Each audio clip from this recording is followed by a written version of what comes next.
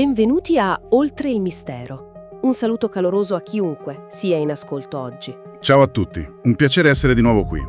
Allora, oggi torniamo indietro al 1949. Cioè, pensateci un attimo, la Seconda Guerra Mondiale era finita da pochissimo. Un battito di ciglia, praticamente. Esatto, un attimo. E il mondo intero era già bloccato in una nuova morsa gelida, la Guerra Fredda. Beh, c'era una paura palpabile dell'Unione Sovietica in quel periodo. E l'ombra devastante di Hiroshima e Nagasaki si allungava su ogni decisione politica, insomma. L'umanità aveva appena scoperto di avere il potere di annientarsi da sola. Mica da ridere. È un periodo di tensione incalcolabile. Il mondo viveva in costante allerta.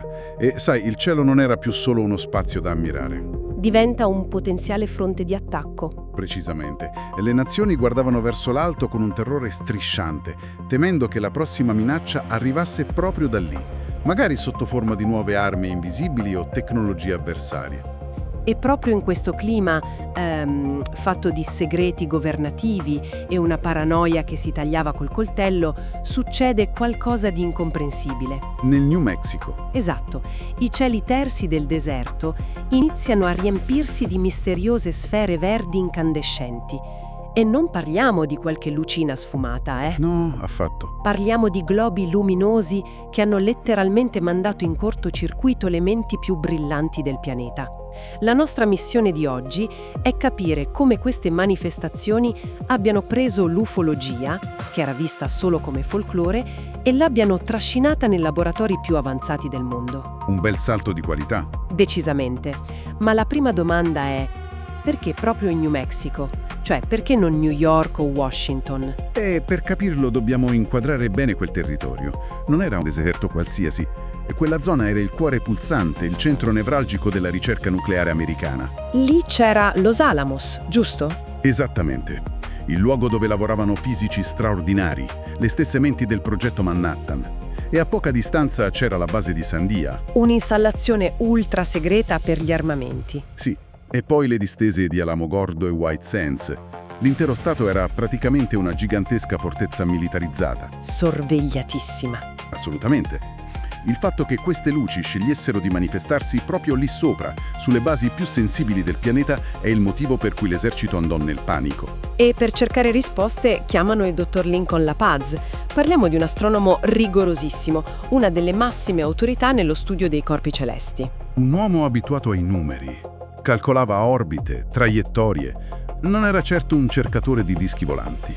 Viene coinvolto per confermare che si trattasse solo di spazzatura spaziale, ma capisce immediatamente che le leggi della fisica venivano violate in pieno. Ok, analizziamo la questione. Vai. Se io penso a un frammento spaziale che entra nell'atmosfera, me lo immagino come un bengala. Brucia per l'attrito, ma proprio perché brucia, consuma carburante. Certo, il processo di ablazione. Esatto. La roccia si fonde, lascia una scia, perde massa e quindi rallenta, inevitabilmente. È la fisica di base. Invece i testimoni descrivevano queste sfere come un puntatore laser su un muro, una luce che manteneva una quota costante, viaggiava in orizzontale e non si consumava. Com'è possibile che sembrasse tutto così controllato? Ed è questa l'incongruenza che non faceva dormire LaPaz. Lui usò la triangolazione, raccolse dati maniacalmente. E i risultati furono sconcertanti. Mancanza di decadimento luminoso. Sì, ma non solo. Anche la totale assenza di detriti al suolo. Voglio dire, se un corpo solido viaggia a migliaia di chilometri orari, quella materia deve finire da qualche parte. O diventa polvere o si schianta. Precisamente. Questi globi invece, zero. Nessun residuo, nessuna cenere, niente di niente. Ma c'è di più.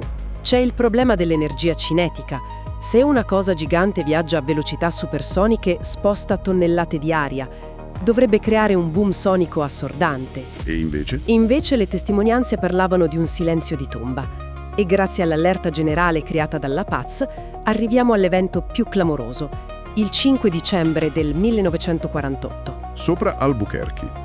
Un caso da manuale. La notte viene squarciata da una gigantesca sfera smeraldo. La luce è talmente accecante da illuminare il terreno come se fosse mezzogiorno. I militari pensarono a una catastrofica esplosione in quota. Terrore puro. La situazione era talmente grave che nel gennaio del 49 l'esercito organizza una riunione d'emergenza segreta a Los Alamos. Con i vertici dell'intelligence e figure come Edward Teller. Il padre della bomba all'idrogeno. Proprio lui. Erano convinti di avere di fronte una minaccia strategica in grado di aggirare ogni difesa. Ciò che è affascinante qui è il paradosso storico, sai? Cioè, Gli uomini più potenti della Terra, quelli che avevano imbrigliato l'energia atomica, erano lì seduti in una stanza, totalmente inermi, disorientati davanti a delle luci. senso di impotenza totale. E il mistero raggiunge l'apice a febbraio, vicino alla Kirtland Air Force Base. Un equipaggio vede un oggetto immenso puntare dritto verso terra. Impicchiata. Si aspettano un impatto devastante. La Paz setaccia il deserto ma non trova nulla. Nessun cratere, nessuna onda d'urto sul terreno. Come fa una roccia a svanire senza trasferire energia? È la domanda che ha paralizzato la scienza ufficiale. E quando la scienza non ha risposte fioriscono le teorie. La prima era la pista sovietica, immagino. La paranoia c'era. Potevano essere sonde di Mosca. Ma l'intelligence, dopo le analisi, disse un no categorico. E non perché sottovalutassero i russi. Era una questione ingegneristica. In quegli anni le tecnologie erano troppo primitive. Nessuno aveva materiali per manovre silenziose a velocità ipersoniche. Cambi di direzione del genere avrebbero disintegrato qualsiasi metallo conosciuto, per la forza centrifuga. Esatto, senza contare la totale assenza di ali o scarichi visibili. Così, scartati i velivoli avversari, gli astronomi propongono la chimica atmosferica, magari rocce ricche di nichel o magnesio. Che bruciando fanno luce verde. Sì, ma non spiega le traiettorie piatte. Una roccia è soggetta alla gravità, cade e basta. Non fa una crociera orizzontale per poi sparire. Assolutamente no. Alcuni scettici suggerirono che fossero test militari segreti americani, ma i documenti declassificati smentiscono tutto. I generali erano seriamente preoccupati, a tratti disperati. Non stavano recitando. Cercavano davvero di capire cosa sorvolassero i loro armi nucleari. E qui la cosa si fa davvero interessante, perché dobbiamo fare i conti con un dettaglio cruciale. Queste sfere non sembravano macchine solide. Non c'erano strutture metalliche. Avevano un'estetica pura, come globi di plasma. Alla luce di questo, potremmo ipotizzare un gigantesco miraggio collettivo. Eravamo in una nazione traumatizzata, dopo tutto. Una suggestione psicologica nata dal senso di colpa per la bomba? Esatto, un'ansia culturale proiettata nel cielo. Affascinante dal punto di vista sociologico, ma si scontra con la competenza dei testimoni. Non erano civili presi dal panico. Erano piloti di caccia. E tecnici radar, astronomi, gente addestrata a scrutare il cielo con precisione clinica. Distinguevano un riflesso da un'anomalia complessa, insomma. Non avrebbero mai scambiato un miraggio per un globo tracciato dagli strumenti. E infatti, per escludere il fattore umano, l'esercito lancia il Project Twinkle nel marzo del 49. L'idea era usare macchine fotografiche e spettroscopi per avere prove oggettive. Ma le telecamere falliscono, non catturano quasi nulla. I detrattori dissero che questo provava l'inesistenza del fenomeno. Ma guardando la tecnologia di quel periodo le cose cambiano. Molto. Le emulsioni fotografiche e chimiche erano lente, richiedevano tempi di esposizione lunghi per le luci notturne. Quindi, se queste sfere erano plasmi superveloci, La pellicola semplicemente non faceva in tempo a reagire. I globi operavano forse al di fuori dello spettro registrabile. pazzesco. Se colleghiamo questo al quadro generale, dobbiamo allargare la prospettiva. Abbiamo guardato in alto, cercando nello spazio profondo. E invece? Invece la risposta potrebbe essere chilometri sotto i piedi di chi osservava. C'è una pista geologica incredibile, legata al sottosuolo del New Mexico. Aspetta, mi stai dicendo che c'entra la geologia? Quel territorio è solcato da faglie tettoniche enormi, in costante tensione, ed è immensamente ricco di quarzo. Ah, l'effetto piezoelettrico. Esattamente. Quando tonnellate di placche di roccia si comprimono sotto la crosta terrestre, la pressione sui cristalli di quarzo altera gli elettroni, generando cariche di milioni di volt. Fammi capire. Una montagna di quarzo schiacciata agisce praticamente come l'accendigas di un fornello, ma su scala titanica? L'analogia è perfetta. Tutta questa tensione spaventosa cerca una via di fuga. Viaggia verso la superficie, attraverso le faglie. E ionizza l'aria del deserto. Sì, l'alta conduttività forma plasmoidi, globi di gas elettricamente carico, le luci telluriche.